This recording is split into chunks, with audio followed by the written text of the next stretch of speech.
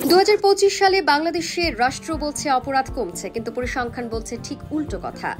CGS এর বিশ্লেষণে গত এক বছরে অপহরণ বেড়েছে 61%। প্রভাতী মহল্লা গড় অপহরণ মামলা 86টি, যেখানে বর্ষের সর্বোচ্চ। নারী ও শিশু নির্যাতন বেড়েছে 26%, ধর্ষণ বেড়েছে 25%। গড়ে প্রতি মাসে 1383টি নারী ও শিশু নির্যাতনের মামলা। অস্ত্র আইনে মামলা বেড়েছে 30%, অর্থাৎ সশস্ত্র অপরাধ এখন আর কোনো ব্যতিক্রম নয়।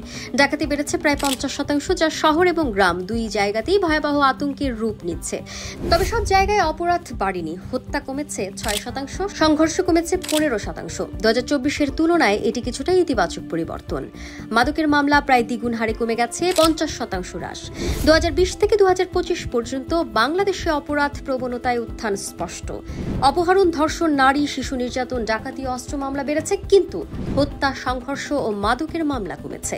প্রশ্ন হচ্ছে, এই অপরাধ কেন বাড়ছে? নীরব সম্মতি কি সমাজের এক ধরনের সায়? আমরা কি এমন একটি বাংলাদেশে এগোচ্ছি যেখানে নিরাপত্তা নেই, প্রতিকার নেই, শুধুই পরিসংখ্যান?